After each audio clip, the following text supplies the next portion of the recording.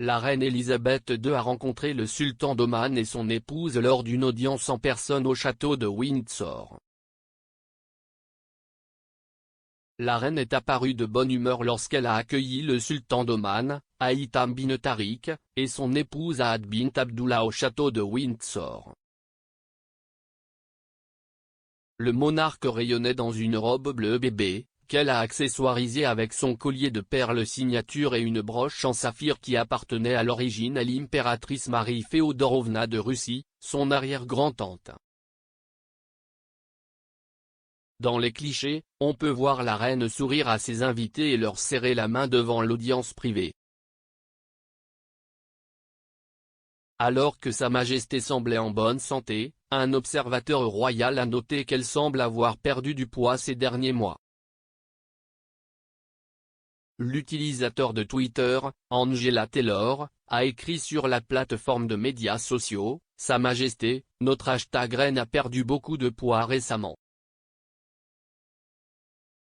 Nous l'aimons et la soutenons. Hashtag #LongLiveEurquan. @royalfamily @kensingtonroyal. Elle travaille toujours et accueille des personnalités étrangères importantes.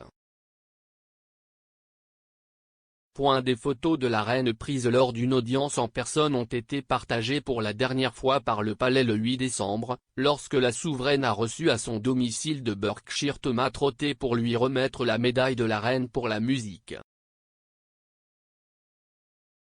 Récemment, Buckingham Palace a également publié quelques clichés pris lors des audiences virtuelles de la reine avec des diplomates et ambassadeurs étrangers.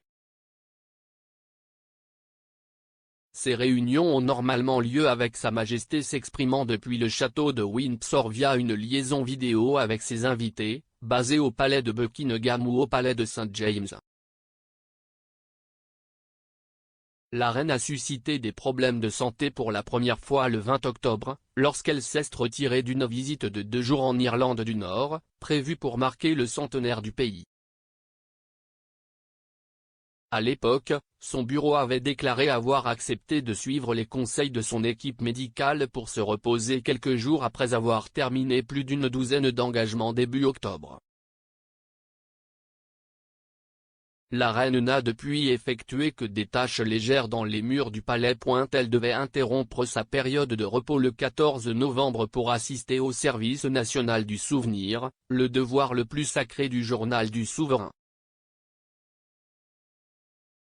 Cependant, quelques heures seulement avant le début de la cérémonie, le palais de Buckingham a annoncé que la reine ne pourrait plus y assister en raison d'une entorse au dos.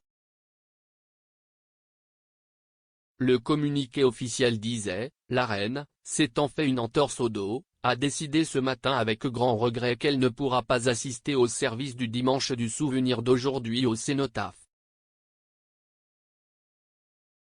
Sa Majesté est déçue de manquer le service. Quelques jours après avoir été forcée de sauter la cérémonie, la reine a été aperçue à l'extérieur du château de Windsor pour assister au double baptême de Lucas Tyndall et Auguste Brooksbank.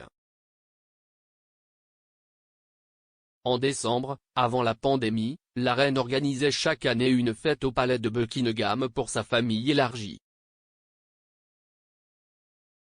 Compte tenu des restrictions en place en 2020 en raison de Covid, le rassemblement royal n'a pas eu lieu l'année dernière mais, selon le Daily Mail, la reine a l'intention d'organiser une réception cette année, bien qu'au château de Windsor plutôt que dans sa maison de Londres. De plus, une source a affirmé que la reine avait fait savoir à sa famille qu'elle avait hâte de passer Noël avec ses proches à Sandringham. L'initié a déclaré au Mirror, la reine a dit à tout le monde qu'elle se sentait beaucoup mieux ces derniers temps et a très hâte de les accueillir pour Noël. Comme beaucoup d'autres familles, ce sera la première fois que Sa Majesté pourra se réunir avec sa famille élargie après avoir été séparée si longtemps en raison de la pandémie de coronavirus. La famille royale a commencé à célébrer les vacances d'hiver à Norfolk en 1988. L'année dernière, cependant, la reine et le prince Philippe sont restés dans le Berkshire, où ils se sont auto-isolés pendant la majeure partie de la pandémie. Ce Noël sera sûrement poignant pour la reine, étant le premier qu'elle passera sans sa force et son séjour, le duc d'Édimbourg.